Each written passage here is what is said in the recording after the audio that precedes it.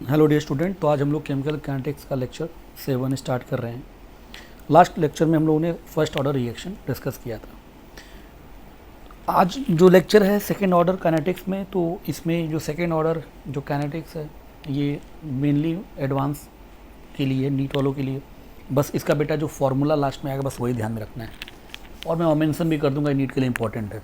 तो नीट वाले बच्चे बस जहाँ जहाँ मैं बोलूँगा ये बात इंपॉर्टेंट है तो उसकी वो ध्यान रखना है। बाकी तो मेंस और एडवांस के लिए जितना भी लेक्चर में दे रहा हूँ वो हर एक चीज़ इंपॉर्टेंट है, ठीक है ना।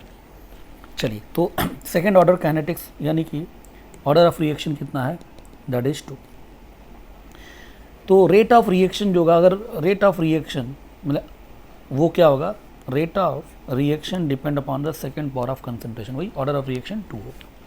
तो इसमें हम लोग केस वन ऐसे बनाते हैं, इसमें दो केस में तोड़ लेते हैं। जिसमें एक केस 1 है जिसमें रिएक्टेंट आपका प्रोडक्ट में कन्वर्ट हो रहा है, तो रेट ला एक्सप्रेशन लिख सकता हूँ R इक्वल टू के ए की पावर 2 लिख सकते हैं बेटा। ये दे रखा है आपको, ये आपको दे रखा है। अब टी इक्वल टू 0 पे मान ली इसका कंसंट्रेशन A0 है और ये क्या है 0 है। एट टाइम टी कितना होगा, तो A0 माइनस एक्स डिसोसिएट हो गया और प्रोडक्ट कितना बना, x हो गया।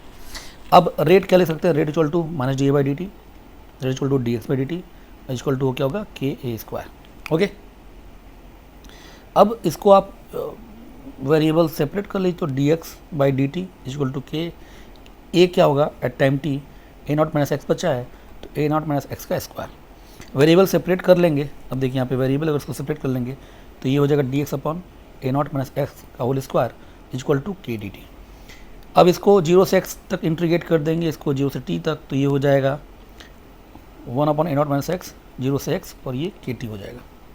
ओके, और फिर अब इसमें वैल्यू पुट कर देंगे x और 0, तो फाइनली जो एक्सप्रेशन बनेगा वो 1 upon A0 minus X equal to 1 by A0 equal to K T. तो this is the 1 upon A0 minus X को मैं ए टी भी लिख सकता हूँ, तो 1 upon A T equal to 1 upon A0 plus K T. तो ये जो लास्ट में जो एक्सप्रेशन आया है ये सेकेंड ऑर्डर का एक्सप्रेशन है, उसकी को और याद रखना है। तो नीट वाले बच्चों को सीधे ये एक्सप्रेशन याद रखना है, सेकेंड ऑर्डर का इक्वेशन है 1 upon A T equal to 1 upon A0 plus K T. Okay, अच्छा, बगल में ये जो एक चीज़ यहाँ लिख रखी है कि यहाँ पे भी मैंने इक्वेशन लिख रखा है। क्या इसमें क्या है, देखिए यहाँ पर, यहाँ सिर्फ रिएक्टेंट ए था, यहाँ रिएक्टेंट ए और बी है और बना रहा है रेट ला मैंने क्या दे दिया है, R equal to K A into B. यहाँ पे दो रिएक्टेंट है और इसमें क्या इसमें हमने माना क्या है कि ए और बी जो दो रिएक्टेंट है दोनों का इनिशियल कंसंट्रेशन सेम है, ये हमने माना है। इनिशियल कंसंट्रेशन सेम है तो क्या बचेगा, A0 minus X, A0 minus X X. फिर वही R equal to D by D T लिखिए, चाहे मैं डी बाई डी टी लिखिए, equal to K A into B equal to D X by D T. अब वही R equal to D X by D T K A क्या है A0 minus X, B भी क्या है A0 minus x. तो आप ध्यान देखिए ये जो एक्सप्रेशन बन के आया, ये और ये दोनों तो सेम ही हो गया, ये और ये दोनों तो क्या है, सेम है। तो इसके बाद से तो भाई इंटीग्रेशन वाला पार्ट तो क्या होगा, बिल्कुल सेम होगा। यानी फाइनली चाहे ऐसा एक्सप्रेशन हो चाहे ऐसा एक्सप्रेशन हो, दोनों के लिए फॉर्मूला आपका एक ही है। यानी एक रिएक्टेंट हो चाहे दो रिएक्टेंट हो और दोनों रिएक्टेंट का अगर इनिशियल कंसंट्रेशन सेम है तो दोनों केस में आपका इक्वेशन क्या सेकेंड ऑर्डर का सेम है। इतना क्लियर? तो ये आपको ध्यान रखना, नीट वालों के लिए बस ये फॉर्मूला। बाकी तो मेंस एडवांस जो भी तैयारी कर रहे हैं हर एक बात आपको समझनी जो मैं बता रहा हूँ, ठीक है।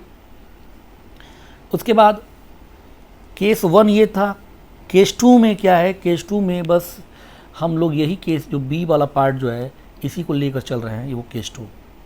अच्छा, केस 2 अभी हम करेंगे, पहले अब केस 1 का एक्सप्रेशन आ चुका है 1 upon at equal to 1 upon A0 plus K T. अब इसका मैं क्या निकाल लेता हूँ कि हाफ लाइफ टाइम ये सब। तो लाइफ टाइम ऑफ रिएक्शन देखिए,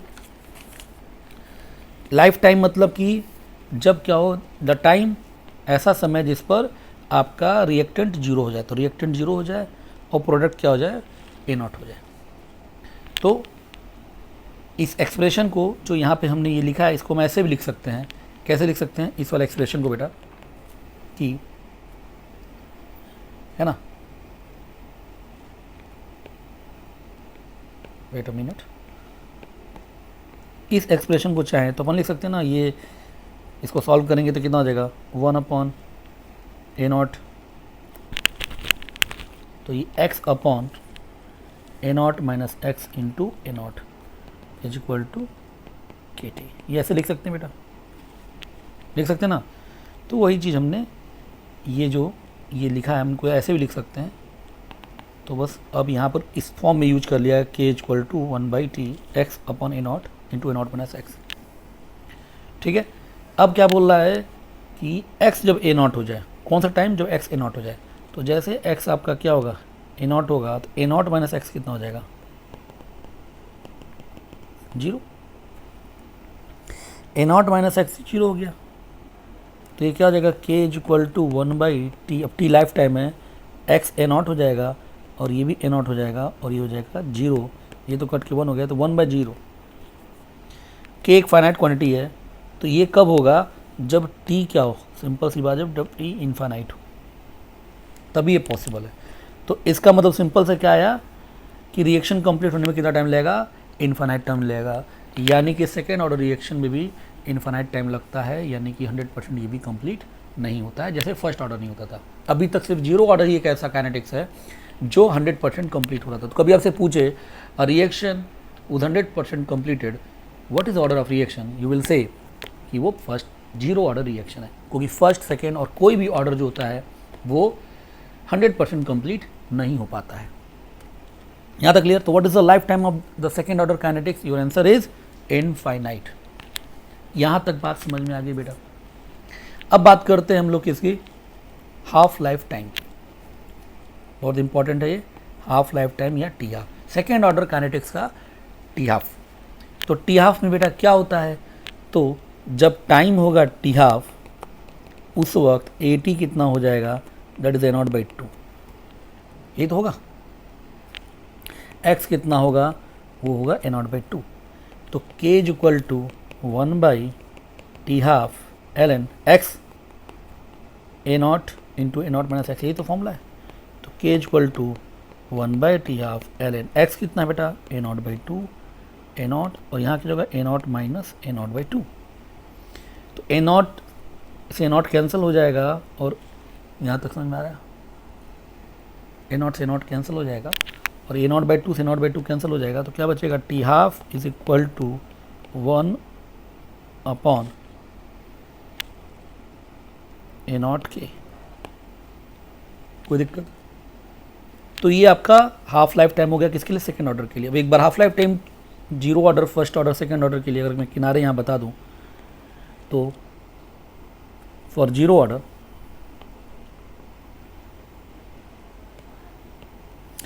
ऑर्डर के लिए टी हाफ का फॉर्मूला क्या था बेटा, याद आ रहा है, हाँ a0/2k। फर्स्ट ऑर्डर के लिए टी हाफ का फॉर्मूला क्या था, 0.693/k। सेकंड ऑर्डर के लिए टी हाफ का फॉर्मूला क्या है, तो अभी निकाला 1/a0 इंटू k। तो ये तीन फॉर्मूले टी हाफ के आपके सामने हैं, जो आपसे पूछ सकता है। और इसी से अगर आप जनरलाइज करिए, जनरलाइज हम करें कि nth, अगर nth ऑर्डर है, तो यहाँ हम लिख सकते हैं कि T half for nth order is directly proportional to a0 की पावर 1 माइनस n। अब n जीरो पुट कर लीजिए, तो टी हाफ क्या होगा for zero order, directly proportional to a0। देख लीजिए यही तो है। n अगर 1 पुट कर लीजिए, तो T half is directly proportional to 1 minus 1 zero, यानी कि a0 की power 0 means does not depend. 2 कर लीजिए, तो टी हाफ इज a0 की पावर -1, यानी कि दैट सेकेंड ऑर्डर। तो एक ये जनरल फॉर्मूला हो गया क्या, ये भी इंपॉर्टेंट बात जो आगे यूज होगी, कि T half for nth order is directly proportional to initial concentration की पावर 1 माइनस n। तो if T half is directly proportional to a0, what is order of reaction, you will say it is zero order. If T half doesn't depend upon the initial concentration, what is the order of reaction? You will say it is a first order. If T half is inversely proportional to initial concentration, what is the order of reaction? You will say it is the second order. And for nth order, what is the relation? You will say, so T half for the nth order is directly proportional to initial concentration की power 1 minus n. Okay? So इसके ऊपर भी numericals आपको मिलेंगे। अब graph related to second order kinetics, जैसे हमने zero पढ़ा, फर्स्ट पढ़ा, तो सेकेंड ऑर्डर काइनेटिक्स और सेकेंड ऑर्डर काइनेटिक्स के लिए हम लोग कर देते हैं। तो पहला जो ग्राफ है बेटा, तो फर्स्ट ग्राफ है वो हम formula 1/AT equal to 1/A0 plus KT, ये फॉर्मूला सेकेंड ऑर्डर का। तो 1/AT वर्सेस टाइम का बीच में ग्राफ, तो कैसा ग्राफ बनेगा? इनिशियली कंसंट्रेशन 1/A0 होगा, कंसंट्रेशन ही मतलब ये ग्राफ, और लीनियर इंक्रीजिंग है, तो स्लोप कितना है? K है। तो 1/AT वर्सेस टाइम का graph linear increasing, what is order of reaction? Will say it's a second order. अच्छा, R is equal to K A की पावर स्क्वायर ये है, तो rate of reaction versus concentration of A means reactant के बीच में कैसा graph होगा? A का स्क्वायर, सॉरी, तो लीनियर इंक्रीजिंग। ओके, और अगर ऐसा कर देते कि रेट वर्सेस सिंपल कंसंट्रेशन, तो R is equal to K A square, ये Y equal to X square का ग्राफ बन गया, तो ये कैसा होगा? पैराबोलिक। ठीक है,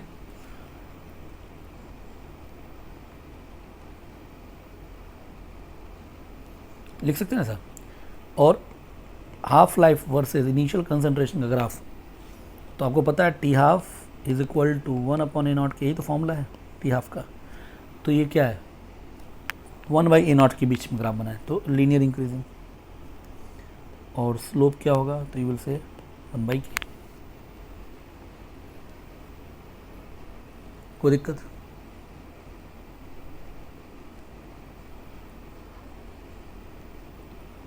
और concentration of reactant versus time का अगर ग्राफ बना दे,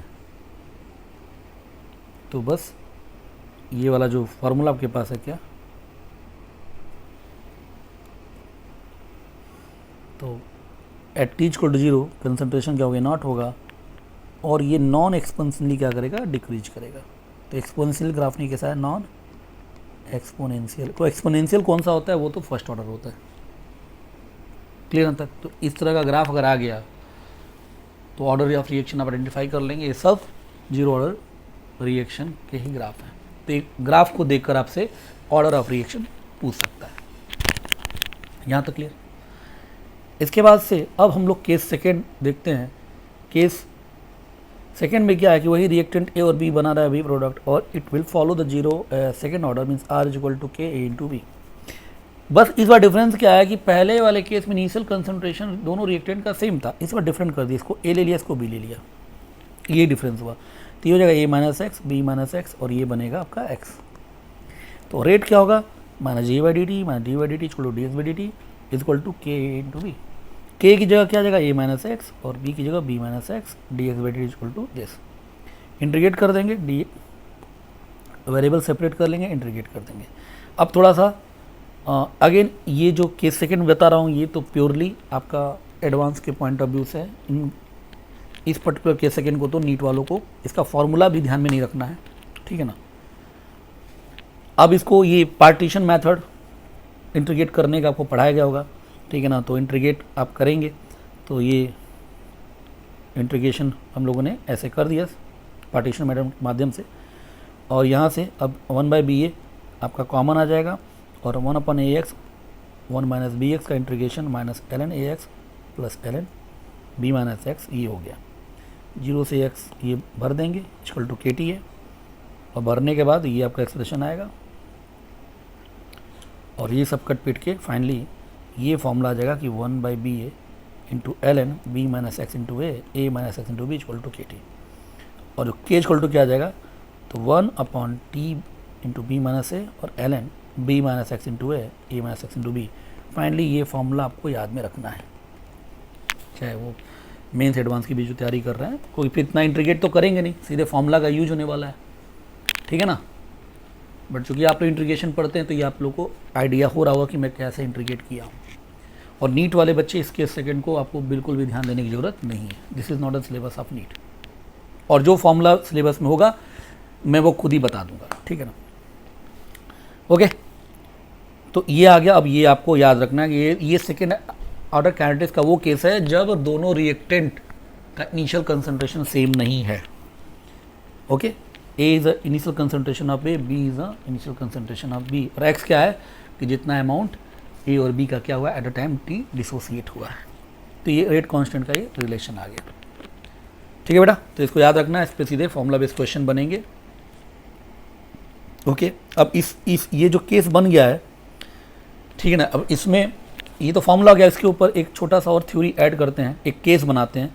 क्या कि वही चीज़ ए से बी बना, ये आपका सेकेंड ऑर्डर काइनेटिक्स से दोनों क्या है डिफरेंट हैं, A minus X B minus X, और एक्स बन रहा है ये, तो के क्या बनकर आया है 1/t इंटू बी माइनस ए, और ये फॉर्मूला भी हमने डिराइव किया। इसमें एक इंपॉर्टेंट बात क्या है, जो x होगा वो x की वैल्यू जो कि जाहिर सी बात है कि a से कम होगी और b से भी कम होगी। x a और b से भाई ज़्यादा हो नहीं सकता, 100% भी कंप्लीट होता तो x a और b के बराबर होगा, चूँकि सेकेंड ऑर्डर काइनेटिक्स 100% कंप्लीट होती ही नहीं है, तो हमेशा x की वैल्यू क्या होगी a और b से कम होगी। तो ये कंडीशन आपको समझ में आ रही है, ये इसके साथ आएगी। ये तो पहले से कंडीशन। अब इसमें क्या कर रहे हैं कि एक कंडीशन लेकर चले, what happens when b is greater than a।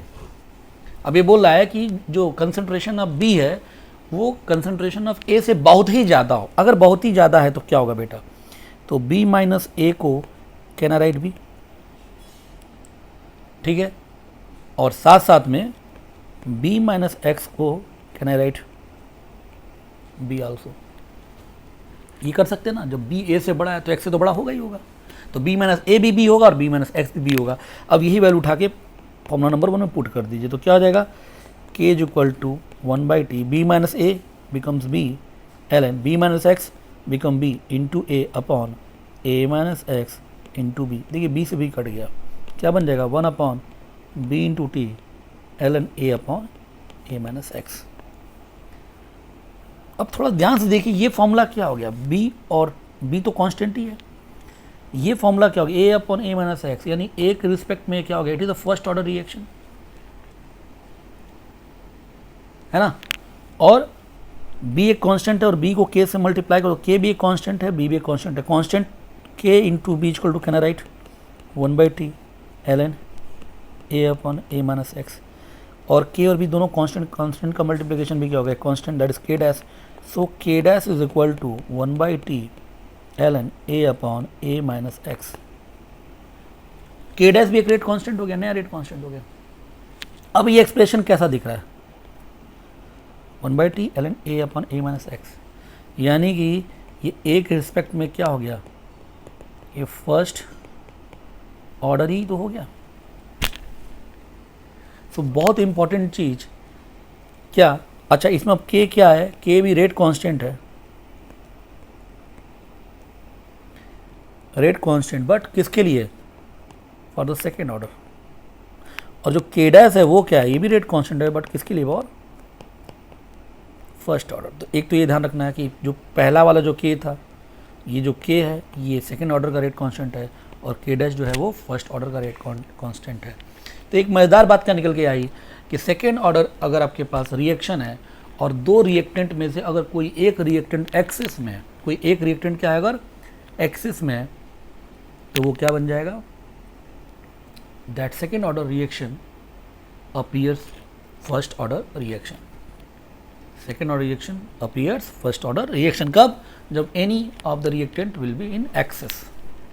Okay, अब इसी बात को आप ऐसे समझिए, इसी का अब नया जो टर्म आ रहा है, that term is called pseudo order reaction, कि दिखने में सेकेंड ऑर्डर था बट दिखने में सेकेंड ऑर्डर था बट हो गया क्या फर्स्ट ऑर्डर। तो इसी को क्या बोलते हैं, pseudo order reaction, reaction in which the kinetics of reaction is studied by decreased order are known as pseudo order reaction. यानी कि दिखने में ऑर्डर ज़्यादा है बट है कम, जैसे लास्ट प्रॉब्लम में दिखने में ऑर्डर 2 था बट रियल में ऑर्डर क्या था बेटा 1 था, तो इसका नाम क्या हो जाएगा, that's a pseudo order reaction, और स्पेसिफिक को बोलेंगे स्यूडो फर्स्ट ऑर्डर। तो स्यूडो ऑर्डर रिएक्शन समझ में आ गया, ऐसे रिएक्शन जो दिखने में क्या है, जो दिखने में क्या है ज़्यादा है, बट हैं क्या कम, उन्हीं को बोलते हैं स्यूडो ऑर्डर रिएक्शन या स्यूडो ऑर्डर काइनेटिक्स। और ये होते कब हैं, very important topic, it happens, ये कब होते हैं, इट हैपेंस, पहला केस जो भी डिस्कस किया है कि any particular reactant is in excess, जैसे कि अभी यहाँ पर था कि इसमें रिएक्टेंट क्या था, एक्सेस में था, इसमें रिएक्टेंट क्या था, देखिए एक्सेस में था, तो ये रिएक्शन क्या हो गई है, सेकेंड ऑर्डर से फर्स्ट ऑर्डर हो गई है। तो एक तो रिएक्टेंट एक्सेस में हो और दूसरा रेट लॉ एक्सप्रेशन में क्या हो, कैटलिस्ट इन्वॉल्व हो।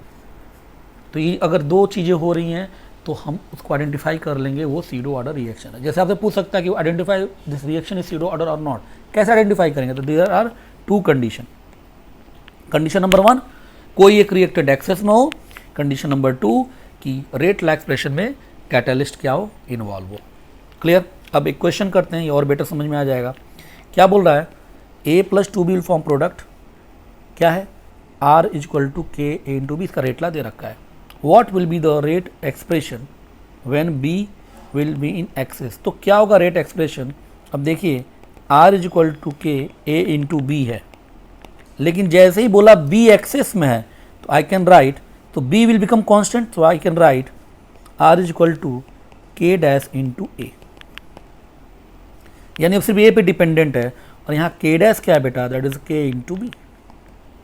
तो नाउ पहले अपीयर ये पहले अपीयर क्या हो रहा था, पहला तो question what will the rate expression, तो रेट एक्सप्रेशन क्या होगा, ये रेट एक्सप्रेशन होगा। और एक कौन सा ऑर्डर रिएक्शन है, तो it will become first order reaction, और इसका नाम क्या होगा, स्यूडो फर्स्ट ऑर्डर रिएक्शन। तो अब ये क्वेश्चन करते हैं, A+2B विल फॉर्म प्रोडक्ट, जिसका रेट लॉ आपको दे रखा है। What will be the rate expression when B will be in excess, तो अगर रेट लॉ जो लिखा सॉल्व करें, R = KA × B, अगर B एक्सेस में है तो हम लिख सकते हैं R = K' × A। कोई B एक्सेस में B कांस्टेंट रहेगा, K कांस्टेंट है, तो K' क्या है बेसिकली K × B, एक नया कांस्टेंट है। तो अब ये नया, दिस इज द आंसर, ये नया रेट एक्सप्रेशन क्या हो गया, तो R = K' × A, फिर K' = K × B। यहाँ तक क्लियर। जो K' है वो क्या है, रेट कांस्टेंट जिसका ऑफ ऑर्डर 1, और जो K है वो रेट कांस्टेंट ऑफ ऑर्डर 2 है। और चूंकि दिखने में यहाँ ऑर्डर 2 है बट है ये ऑर्डर 1, तो ये स्यूडो ऑर्डर रिएक्शन हो गया, और बनने के बाद ये फर्स्ट ऑर्डर हुआ है, तो इसका नाम क्या होगा, ऐसे रिएक्शन को हम क्या बोलेंगे, तो स्यूडो और फर्स्ट ऑर्डर रिएक्शन। तो ये पूछता कि क्या है रिएक्शन, तो आप बोलोगे स्यूडो फर्स्ट ऑर्डर रिएक्शन। तो यहाँ पे रिएक्टेंट एक्सेस में है।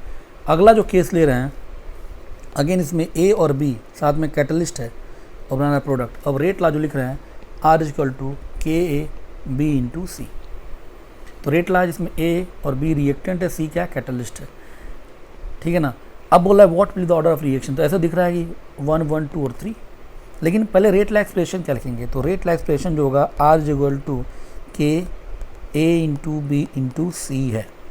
जो दिखने में यहाँ पे मुझे ऑर्डर समझ में आ रहा है कि 3 है, लेकिन मैंने बताया कि कैटलिस्ट जो है, वो कैटलिस्ट की कंसंट्रेशन कांस्टेंट होती है, पता है, ये कैटलिस्ट कंज्यूम होता नहीं है, तो रिएक्शन खत्म होने के बाद कैटलिस्ट का कंसंट्रेशन में कोई बदलाव नहीं आएगा। तो कंसंट्रेशन चेंज नहीं हो रहा है, तो कंसंट्रेशन कांस्टेंट है, तो C कांस्टेंट हो गया और K कांस्टेंट है, तो दो कांस्टेंट का मल्टीप्लिकेशन फर्दर एक कांस्टेंट हो सकता है, जिसको मैं लिख सकता हूँ R K' A × B, जबकि K' यहाँ पर क्या है, that is a K × C। तो ऑर्डर कितना हो गया बेटा, 2, दिख रहा था 3 बट हो गया कितना, 2, तो ये क्या स्यूडो ऑर्डर रिएक्शन है, और ये फाइनली सेकेंड ऑर्डर बना है, तो इसको हम क्या बोल देंगे, स्यूडो सेकेंड ऑर्डर रिएक्शन। तो बात क्या समझ में आई कि जब दोनों एग्जाम्पल समझ में आया कि अगर रिएक्टेंट एक्सेस में है तब भी स्यूडो हो जाएगा, और अगर कैटलिस्ट आ गया रेट लॉ एक्सप्रेशन में तब भी ये स्यूडो हो जाएगा, ठीक है। और फिर फर्दर स्यूडो फर्स्ट ऑर्डर होगा, सेकेंड ऑर्डर होगा, तो ये डिपेंड करता है कि फाइनली क्या ऑर्डर ऑफ रिएक्शन बना है। अगर फाइनली फर्स्ट है तो pseudo first order reaction, finally second है तो pseudo second order reaction. Clear यहाँ तक। तो ये बहुत इंपॉर्टेंट और आसान सा कॉन्सेप्ट था। अब कुछ एग्जाम्पल हैं जो स्यूडो फर्स्ट ऑर्डर रिएक्शन के कुछ example. Pseudo first order reaction का मतलब क्या है कि फाइनली ऑर्डर ऑफ रिएक्शन 1 है, स्यूडो का मतलब कि दिखने में शायद ये ज़्यादा था। तो इसके 2 एग्जाम्पल हैं जो बहुत ज़्यादा जो हम लोग के सिलेबस में है, acidic hydrolysis of ester. Ester ये है CH3COC2H5 और इसकी हाइड्रोलिसिस हो रही है यानी पानी के साथ reaction in presence of catalyst H+, तो बन गया आपका एसिटिक एसिड और इथेनॉल, ठीक है ना। तो इसका जो रेट लॉ है वो है R=K। ये आपका रेट लॉ एक्सप्रेशन में क्या क्या है, तो आपका एस्टर है और प्लस क्या है, H+ है। अब ये है, लेकिन अभी मैंने बताया H+ एक कैटलिस्ट है, तो मैं क्या लिखूँगा, R=K' इंटू CH3COOC2H5। तो फाइनली क्या K' की वैल्यू क्या होगी, तो it is K into H+। H+ का कंसनट्रेशन कांस्टेंट क्यों होगा, बिकॉज H+ एक क्या है, H+ एक कैटालिस्ट है। इतनी बात समझ में आ रही है। तो एसिडिक हाइड्रोलिसिस ऑफ एस्टर क्या है, so this is a pseudo first order reaction. और एग्जाम्पल आपको ध्यान में रखना है, कहीं दिक्कत तो बताइए। ओके, दूसरा जो एग्जाम्पल है, inversion of cane sugar. Inversion of cane sugar, तो ये है सुक्रोज और बना क्या रहा है, ग्लूकोज एंड फ्रक्टोज, ठीक है ना। तो इसको बोलते हैं इन्वर्जन ऑफ केन शुगर।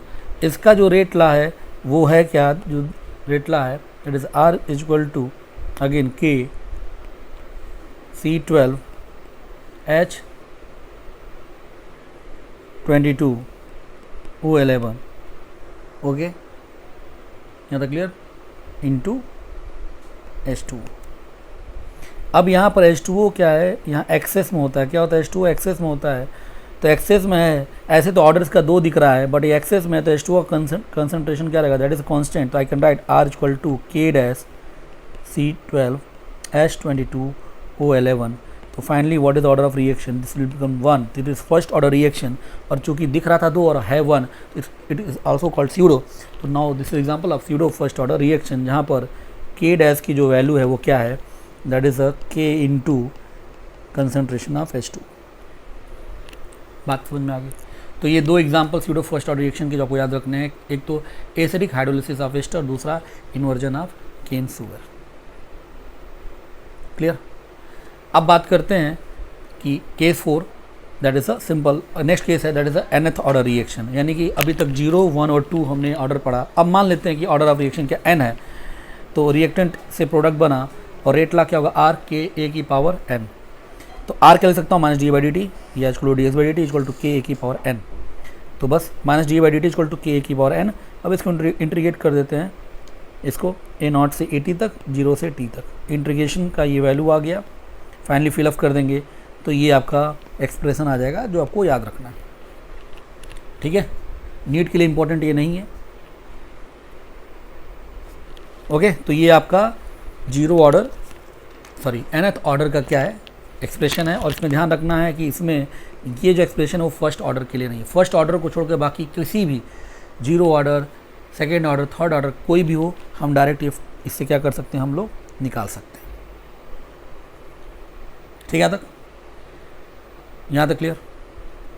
अब एक क्वेश्चन है कि calculate the half life time of nth order reaction. तो nth ऑर्डर रिएक्शन का एक्सप्रेशन क्या है, तो that is 1/n - 1 into 1/AT⁴n - 1 minus 1/AT⁴n - 1 is equal to K into T। तो जब टाइम T½ हो जाएगा तो AT कितना होगा उस केस में, दैट इज A0/2। तो बस वैल्यू पुट कर लीजिए, तो order n - 1 1/A0/2 n - 1 minus 1/A0n - 1, ठीक है, is equal to K T½ अब इसको सॉल्व कर लेंगे तो ये 2 ऊपर चला जाएगा, तो क्या हो जाएगा 1/n - 1 2n - 1 A0n - 1 minus 1/A0n - 1, ठीक है, is equal to K into T½ अब यहाँ पे हम T½ क्या लिख सकते हैं, तो K इधर आ जाएगा 1/K इंटू n - 1, और इसको अगर हम इसको सॉल्व कर लें ये क्या हो जाएगा, तो 2n - 1 तो -1 अपॉन a0 की पावर n-1 लिख सकते हैं। तो बस this is the T half of the nth order. तो ये भी एक्सप्रेशन आप यहाँ से डिराइव कर सकते हैं, याद रख सकते हैं कि अगर आपसे पूछा T half of nth order बताइए तो देखो 0 1 2 का कोई याद ही है, उसके बाद कभी बोले थर्ड ऑर्डर का टी हाफ कितना होगा, फोर्थ ऑर्डर का टी हाफ कितना होगा, तो डायरेक्ट यहाँ से क्या कर सकते हैं, एग्जैक्ट टी हाफ की वैल्यू आप यहाँ से कैलकुलेट कर सकते हैं। ओके, तो ये आपके नीट के लिए इंपॉर्टेंट नहीं है, बाकी तो मेंस एडवांस की लोग तैयारी कर रहे हैं उनके लिए तो ये सारी बातें एक एक बातें इंपॉर्टेंट है, यहाँ तक क्लियर। तो हम लोगों ने लास्ट में फाइनली nth ऑर्डर का एक्सप्रेशन और nth ऑर्डर के लिए टी हाफ का एक्सप्रेशन हम लोगों ने निकालना सीख लिया, जिसके फॉर्मूले आप डायरेक्ट याद रखिएगा। ओके, अब बात करते हैं इसके बाद से। देखिए एक बहुत इंपॉर्टेंट जो भी टॉपिक ये जो हम स्टार्ट कर रहे हैं, जिसकी बहुत सारी बातें हम लोग पहले ही पढ़ चुके हैं, T half experimental method for determination of order of reaction. देखिए अभी आपने पढ़ा कि भाई बिना order of reaction is experimental quantity. Order of reaction reaction देखकर नहीं बताया जा सकता है, तो ऑर्डर ऑफ रिएक्शन आइडेंटिफाई करना बहुत इंपॉर्टेंट है। और जब ऑर्डर ऑफ रिएक्शन आइडेंटिफाई कर पाएंगे तभी आप क्वेश्चंस कर पाएंगे, क्योंकि हर ऑर्डर का डिफरेंट एक्सप्रेशन है, फॉर्मूले डिफरेंट है। टी हाफ का फॉर्मूला हो चाहे AT का फॉर्मूला हो, ऑर्डर ऑफ रिएक्शन चेंज करेगा तो फॉर्मूला चेंज करेगा। तो कौन सा फॉर्मूला लगाना है, इसके लिए आपको ये पता करना है पहले कि क्या ऑर्डर ऑफ रिएक्शन है। या तो order of reaction direct mention कर देगा प्रॉब्लम में, अगर नहीं करेगा तो first of all you have to identify the order of reaction. तो ये 5 मेथड हैं, 1 2 3 4, ये 4 मेथड है। और एक जो 5वां मेथड है जो मैं बता देता हूँ क्या, कि यूनिट ऑफ रेट कांस्टेंट। तो ये मैं डिस्कस कर चुका हूँ, यूनिट ऑफ रेट कांस्टेंट। तो ये 5 मेथड है, initial rate method, graphical method, integrated rate law method, half life method and unit of rate constant को देकर। ये 5 तरीके हैं ऑर्डर ऑफ रिएक्शन को आइडेंटिफाई करने के, और इनमें से मैक्सिमम मेथड जो है वो हम लोग लास्ट लेक्चर्स में सब पढ़ चुके हैं, तो आपका बहुत तेज़ी से रिवीजन भी हो जाएगा। तो पहला स्टार्ट करते हैं। The first one is the initial rate method. क्या होता है इनिशियल रेट मेथड में?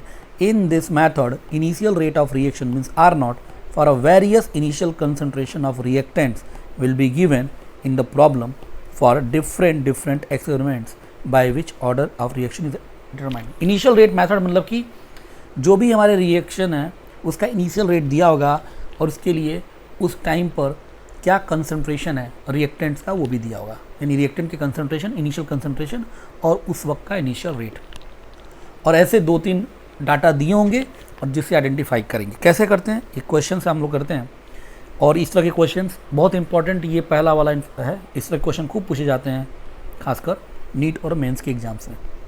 क्या बोला है? Select the rate law corresponding to data shown A + B will form product C। तो देखिए रिएक्टेंट A है, रिएक्टेंट B है।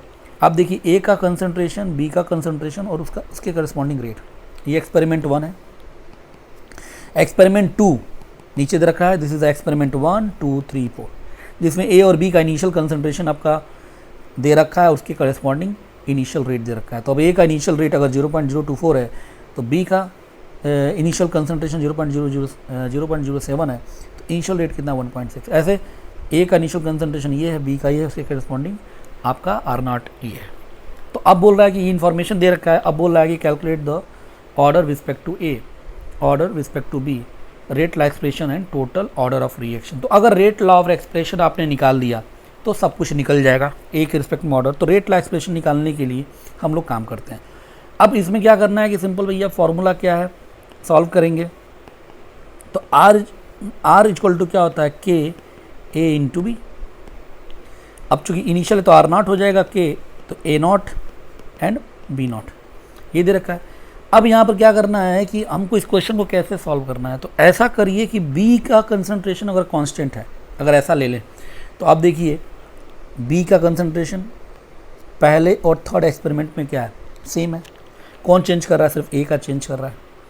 तो क्या बताया था आपको मैंने, simple change in rate equal to change in concentration की पावर n।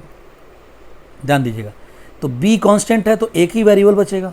अब मैं R इक्वल टू A की पावर x और B की पावर y, x और y सारी, क्योंकि x और y मुझे तो ऑर्डर नहीं पता है ना, अगर मैंने 1 1 कर दिया तो ऑर्डर पहले से पता है, तो कर दिया हमने।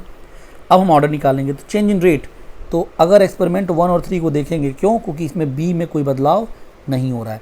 तो ए में कितना बदलाव हुआ है? तो दुगुना हो गया, 0.012 से 0.0 दुगुना हो गया है। तो और आर नॉट कितना हो गया? तो कितना हो गया 1 और 3 में? वो भी दोगुना हो गया, तो 2 टाइम्स। और ये कितना हो गया है? ये भी हो गया 2 टाइम्स की पावर क्या? ए के रिस्पेक्ट में एक्स है, तो एक्स की वैल्यू कितनी आ जाएगी? 1। तो ए के रिस्पेक्ट में ऑर्डर क्या हो गया? 1। कोई दिक्कत? इतनी बात समझ में आ रही है?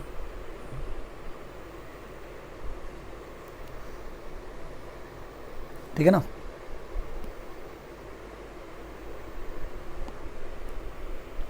इतना समझ में आ गया। अब हम क्या करते हैं? अब हम करते हैं दूसरा क्वेश्चन पार्ट। क्या? फिर से वही चेंज इन रेट। अब इस बार क्या करेंगे? इस बार लेंगे ए, अगर कांस्टेंट कहीं दिख रहा है तो दिख रहा है साफ साफ, ए कांस्टेंट है, सेकंड और थर्ड में ही कांस्टेंट है। तो बी क्या हो गया? 0.07 1/2 हो गया, है ना, हाफ हो गया। तो लिख देंगे भैया बी क्या हो गया। तो रेट में क्या चेंज आया? रेट 1.6 डिवाइड बाई 0.2 और बी में क्या है? तो 0.07 डिवाइड बाई 0.035 की पावर वाई। ये क्या हो जाएगा? 8। ये क्या हो जाएगा? सॉरी, हाँ 1.6 करेस्पॉन्डिंग कितना है? 0.7 है, और 0.2 करेस्पॉन्डिंग कितना? 0.35 है, ठीक है ना, 8। और ये हो जाएगा 2 की पावर वाई। तो 2 की पावर 3 इक्वल टू 2 की पावर वाई। कोई दिक्कत है? वाई क्या आ जाएगा? 3। यानी कि बी के रिस्पेक्ट में क्या हो गया? ऑर्डर 3 हो गया। तो अब रेट ला एक्सप्रेशन लिख ही सकते हैं। थर्ड वो क्या होगा? आर इक्वल टू के ए की पावर एक्स और बी की पावर वाई। तो के ए की पावर कितना हो जाएगा? 1 और बी की पावर 3। तो ये हो गया रेट ला एक्सप्रेशन। चौथी चीज़ ओवरऑल ऑर्डर, तो एक्स प्लस वाई, यानी दैट इज आंसर इज 4। हो गया चारों। एक और क्वेश्चन करते हैं फिर। क्या देखिए, ये रिएक्शन दे रखा है आपके सामने, फिर वो x और y। तो नॉट ए, यहाँ पे जो है वो क्या है? बेसिकली इट इज़ x के रिस्पेक्ट में ऑर्डर, और ये क्या है? y के रिस्पेक्ट में ऑर्डर बताना है, ठीक है ना, क्योंकि रिएक्टेंट x और y है। तो अगर हम इसका जनरल रेट ला लिखे तो आर इक्वल टू के ए की पावर मान लीजिए m और b की power n। Not A, reactant यहाँ क्या है? Sorry, reactant is x and y। m is order respect to x, n is order respect to y। तो पहले हमको क्या करना है? m का वैल्यू निकालना है। तो m की वैल्यू कैसे निकालेंगे? तो देख लीजिए, x के रिस्पेक्ट में चेंज क्या है? तो रेट क्या है? जब आपका y कांस्टेंट है और x क्या है? चेंज कर रहा है। रेट में कोई चेंज नहीं आ रहा है, यानी r क्या हो जाएगा? 0.002 अपॉन 0.002, आर में चेंज इक्वल टू ए में 0.1 अपॉन 0.2 की पावर m। ये तो हो गया 1, तो 1 इक्वल टू 1/2 की पावर m, ठीक है ना। तो इसका मतलब क्या है? ये कब ऐसा हो सकता है? 1 कब होगा? कैन राइट 1/2 की पावर 0 इज़ 1, यानी m की वैल्यू क्या आ गई? 0। यानी कि a के x के रिस्पेक्ट में ऑर्डर कितना है? वो 0 है। अब ऐसे ही y के रिस्पेक्ट में देखिए, तो ऐसा वैल्यू लीजिए जिसमें सिर्फ y चेंज कर रहा हो, x ना चेंज कर रहा हो,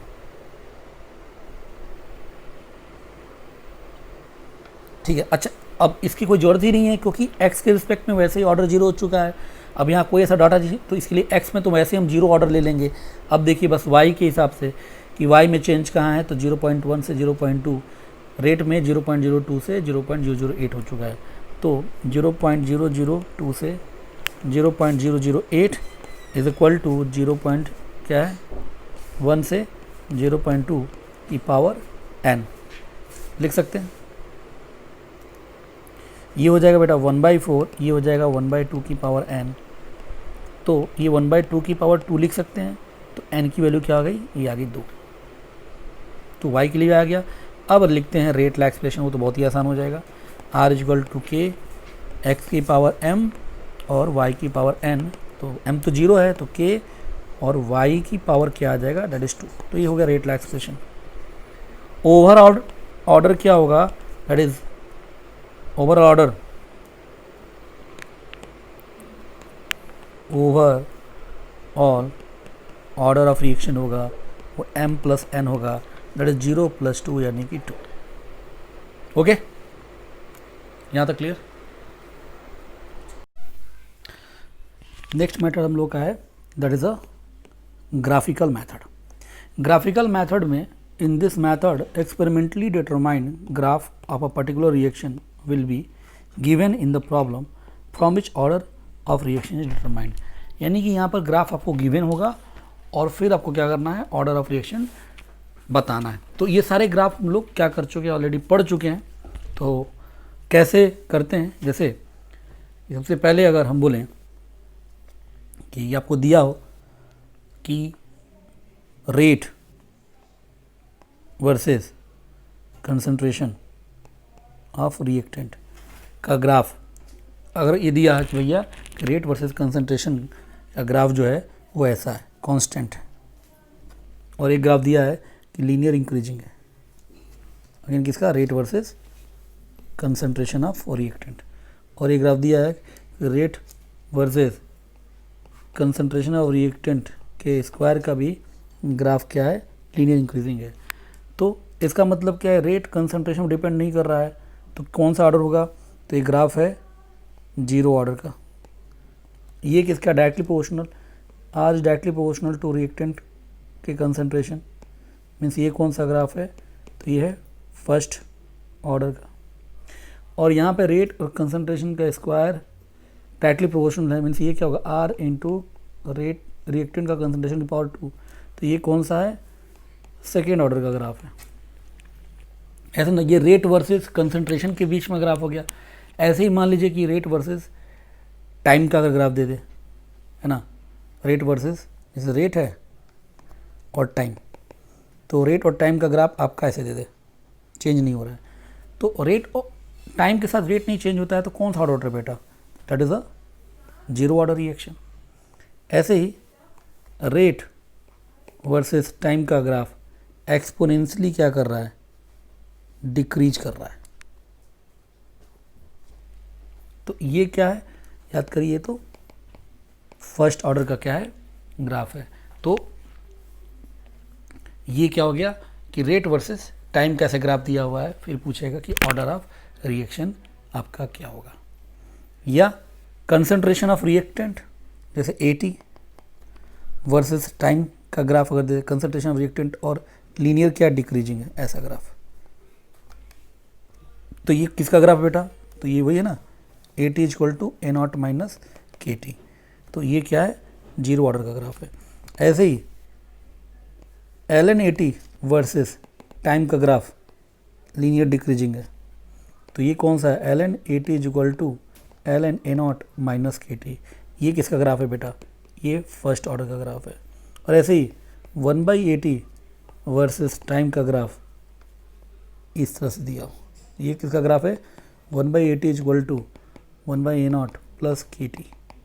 इस इक्वेशन ग्राफ, और ये इक्वेशन किसकी है, ये इक्वेशन है सेकेंड ऑर्डर की। तो 80 क्या, रिएक्टेंट का कंसंट्रेशन एट टाइम t। तो ये रिएक्टेंट का कंसंट्रेशन और टाइम के बीच में इस तरह के ग्राफ हैं। तो ये सारे ग्राफ डिस्कस कर दिए हैं, और ये सब ग्राफ को देख कर आप बता सकते हैं उसका ऑर्डर क्या है। ऐसे ही एक टी हाफ और initial concentration of reactant A0 के बीच का ग्राफ क्या है, लीनियर इंक्रीजिंग। तो T half is equal to A0/2 के, ये इसका ग्राफ है। ये ऑर्डर, ये किसका है, तो 0 ऑर्डर रिएक्शन का ही ग्राफ है। टी हाफ और इनिशियल कंसंट्रेशन के बीच में ग्राफ कांस्टेंट दिख रहा है, और ये कांस्टेंट कितना, 0.693। तो ये टी हाफ क्या है, 0.693/K। ये भी क्या है, ये किसका है, फर्स्ट ऑर्डर का। और ऐसा दिख जाए कि टी हाफ वर्सेस 1/A0 का ग्राफ लीनियर इंक्रीजिंग हो, तो ये कौन सा बेटा, सेकेंड ऑर्डर का। T half is equal to 1/A0 है ना। तो देखिए, तो T half versus initial concentration, reactant का कंसंट्रेशन वर्सेस टाइम, या रेट वर्सेस टाइम, या रेट वर्सेस कंसंट्रेशन। तो यही सब जनरल ग्राफ्स हैं, ये पूछे जाते हैं। मैंने सारे लेवल ऑफ ग्राफ यहाँ पे कवर कर दिए हैं, और ये सब ग्राफ हम लोगों ने जब zero order, first order, second order पढ़ा तो वहाँ पे इन ग्राफ को हम लोगों ने ऑलरेडी बनाया भी था। तो इन ग्राफ से देखकर हम बता सकते हैं कि what is the order of reaction. Okay, तीसरा जो है that is a integrated rate law method. Integrated rate law method, तो सिंपल क्या है, जो हम लोगों ने इसको हम हीट एंड ट्रायल मेथड भी बोलते हैं। और इन this method concentration of reactant at different time interval is given in the tabular form from which order is determined. तो इसमें क्या होता है कि रिएक्टेंट का कंसंट्रेशन डिफरेंट टाइम इंटरवल पे गिवन होगा, और उससे हम ऑर्डर आइडेंटिफाई करेंगे। कैसे? जैसे कि दिया हो कि टाइम है, और उस टाइम के रिस्पेक्ट में क्या है, कंसंट्रेशन है। ठीक है, यहाँ तक क्लियर? और टाइम है, और इस टाइम के रिस्पेक्ट में क्या है, ये कंसंट्रेशन है। अब जीरो ऑर्डर अगर ये है या कौन सा ऑर्डर है, ये कैसे आइडेंटिफाई करेंगे? तो ये हीट एंड ट्रायल क्यों बोल रहा हूँ कि देखो जनरली अपने पास दो ही ऑर्डर को सिलेबस में, जीरो और फर्स्ट ऑर्डर। तो जीरो ऑर्डर का जो फॉर्मूला है वो क्या है, AT equal to A0 minus KT। तो और फर्स्ट ऑर्डर का क्या है, वो क्या है, ln AT equal to ln A0 minus KT। Okay, तो अब उसमें क्या करेंगे, बस यहाँ से सबसे पहले हमको हीट एंड ट्रायल करना है। तो पहले हम K क्या हो जाएगा, A0 minus AT by T। तो A0 की वैल्यू पता ही है, C0 है, और T1 पे C1 है। तो A0 पता, AT पता, उस सबका टाइम। तो डिफरेंट टाइम पर, जैसे मान लो कि एट टाइम T1 क्या होगा, K equal to A0, that is A0 year क्या है, दैट इज C0। तो C0 minus C1 upon T1। तो यहाँ से क्या आ गया, ऐसे T2 पे निकालेंगे K, वो क्या होगा, C0 minus C2 by T2। और अब यहाँ भी K की वैल्यू है, यहाँ भी K की वैल्यू आएगी। अगर ये K की वैल्यू क्या है, दोनों डाटा पे अगर सेम आ गई, इसका मतलब रेट कांस्टेंट, तो दैट विल नॉट चेंज। तो अगर सेम आ गई, इफ मान लो इसको K1 बोले, इसको K2 बोल देते हैं। तो K1 इज इक्वल टू अगर K2 आ गया तो ये जीरो ऑर्डर रिएक्शन है, और if K1 is not equal to K2 है तो जीरो ऑर्डर छोड़कर ये कुछ भी हो सकता है। बट जनरली जो प्रॉब्लम होता है, या तो जीरो ऑर्डर का है तो फर्स्ट ऑर्डर का होता है। तो अगर जीरो ऑर्डर का है, इसलिए हिट एंड ट्रायल बोल रहे हैं, पहले आप जीरो ऑर्डर के एक्सप्रेशन पे चेक करना है, और जब नहीं होगा तब आपको फर्स्ट ऑर्डर पे चेक करना है। और अगर वो जीरो ऑर्डर नहीं है, इस तरह का डाटा देता है, अरे जीरो ऑर्डर नहीं है, तो 100% वो फर्स्ट ऑर्डर ही होता है। ठीक है ना, इसीलिए इसका नाम है heat and trial method. Okay, और इसमें यूज क्या कर रहे हैं, तो हमारे पास जो एक्सप्रेशन है AT equal to A0 minus KT zero order के लिए, और ln AT equal to ln A0 minus KT first order के लिए। इन्हीं में क्या करते हैं, पहले जीरो ऑर्डर के लिए चेक करेंगे, और वहाँ मिल गया सेम तो जीरो ऑर्डर हो गया। और अगर सेम नहीं है, K1 इक्वल टू K2 नहीं है, go for the first order, and उस केस में फर्स्ट ऑर्डर ही होगा। यहाँ तक समझ में आ गया? तो ये इसके बाद से जो चौथा है वो है half life time method. Half life time method में क्या होता है, इन this method at least to different initial concentration of reactant के हिसाब से टी हाफ गिवन होगा, यानी कंसंट्रेशन ऑफ रिएक्टेंट और उसके रिस्पेक्ट में T half, by which order is determined. तो वही है, जैसे एक्सपेरिमेंट 1 में इनिशियल कंसंट्रेशन A1 है, टी हाफ क्या है, T1 है। एक्सपेरिमेंट 2 किया सेम रिएक्शन के लिए, इनिशियल कंसंट्रेशन A2 है और टी हाफ क्या है, T2 है। और अभी हम लोगों ने पढ़ रखा था, याद करिए कि टी हाफ जो होता है वो 1/A0 की पावर n-1 होता है। तो अगर टी हाफ क्या है, T1 एक्सपेरिमेंट 1 है, तो एक्सपेरिमेंट 1 के हिसाब से T1 is 1 initial concentration A1 ये, और एक्सपेरिमेंट 2 के हिसाब से जो टी हाफ हो जाएगा वो inversely proportional to 1/A2 n-1। तो T1 बाई T2 क्या हो जाएगा, A2/A1 n-1। अब मुझे बस T1 T2 दिया होगा, A2 और A1 दिया होगा, तो यहाँ से हम क्या कर सकते हैं बेटा, एक ही अननोन बचेगा, n निकाल सकते हैं। ठीक है ना, कोई दिक्कत? या अब इसका लॉग वॉग ले लो, कि log of T1 by T2 equal to log A2 upon A1 की पावर n-1, n-1 आपका मल्टीप्लिकेशन में आ गया। तो यहाँ से फाइनली ये एक्सप्रेशन आ गया जिसको आप याद कर सकते हैं, n equal to 1 plus log T1 by T2 upon log A2 by A1। तो इससे अगर मुझे T हाफ और उसके रिस्पेक्ट का जो इनिशियल कंसंट्रेशन रिएक्टेंट का दिया होगा तो we can calculate the order of reaction. तो ये चौथा तरीका है। जैसे इस पर क्वेश्चन दे रखा है कि for a particular reaction T half, क्या बोल रहा है, for a particular reaction T half is halved when the concentration of reactants become 1/4। तो हम लोग ये क्वेश्चन स्टार्ट करते हैं। For a particular reaction T half को अगर हाफ कर रहे हैं when concentration of reactant become 1/4, तो टी हाफ हो जा रहा है कब, जब रिएक्टेंट का कंसंट्रेशन 1/4 हो रहा है। Determine the order of reaction. तो क्या सिंपल बेटा फॉर्मूला क्या है, T1 by T2 is equal to A2 by A1 की पावर n-1। यही है सिंपल। तो टी हाफ हो जा रहा है, मतलब कि T1 बाई T2 क्या हो जा रहा है कि T1 अगर 1 है तो T2 क्या हो रहा है 1/2, दैट इज 2:1। और concentration means A1 by A2, कब कंसंट्रेशन 1/4, तो A1 बाई A2 कितना हो जाएगा 1/4। पुट कर दिए T1 बाई T2 2:1 और A2 बाई A1 कितना हो जाएगा, दैट इज 4:1 की पावर n-1। तो 2 और लिख सकते हैं ना 4 की पावर 1/2, 4 की power n-1। Power base same है तो पावर भी क्या हो जाएगा बराबर होगा। तो 1/2 is equal to n-1, n is equal to 3/2। तो ऑर्डर ऑफ रिएक्शन कितना हो गया 3/2। तो समझ में आ गया इस वाले पे कैसे क्वेश्चन बनता है टी हाफ वाले पे, ठीक है बेटा। और लास्ट जो एक टॉपिक है, पांचवा जो तरीका है वो क्या है, यूनिट ऑफ रेट